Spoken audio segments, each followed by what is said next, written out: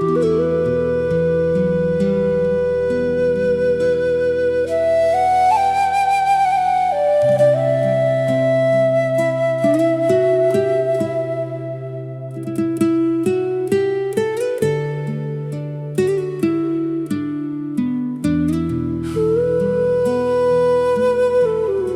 ាប់ជាប្រុសព្រានអ្នកដែលមិនខ្វល់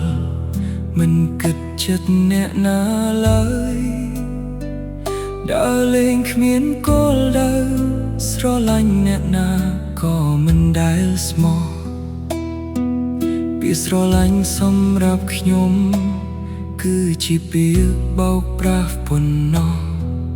មិនខ្វល់ថាមាននោះស្រីប៉ុន្មានអ្នកឈឺចាប់ដោយសារខ្ញុំឡើយ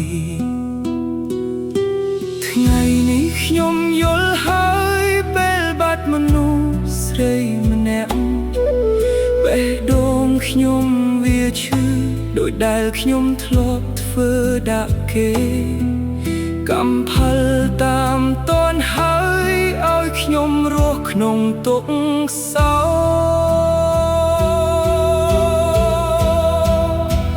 កមកប្រព្រានហើយដែលធ្វើឲ្យបងបាត់មកអូនរហូតហើយ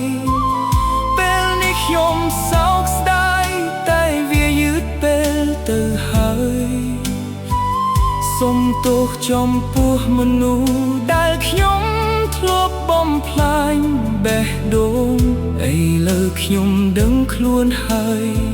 ស្នេហាមិនមែនជារឿងលេងសើ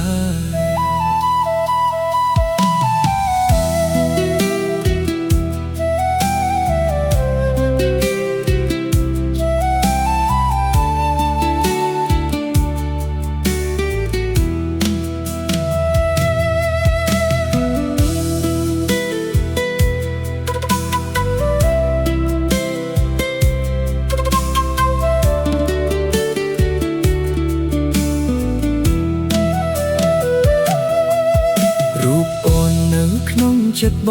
ងមិនអាចបំភ្លេចបានទេសំឡេងអូននៅតែដកក្នុងត្រចៀកមកហៅឲ្យបងត្រឡប់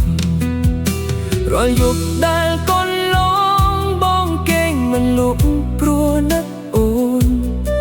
រូបភាពចាស់ចាស់តាមលងបន្លែកនៅក្នុងចិត្ត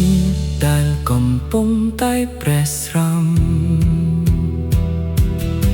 អង្គុយម្នាក់ឯងកន្លែងដ៏ស្ងប់ស្ងាត់នឹកដល់រឿងរ៉ាវដែលពួកយើងធ្លាប់ឆ្លងកាត់ពីមុនបងស្មានថាស្នេហាជារឿងកំប្លែងតែលើទឹកភ្នែកខូព្រោះតែភាពសាវា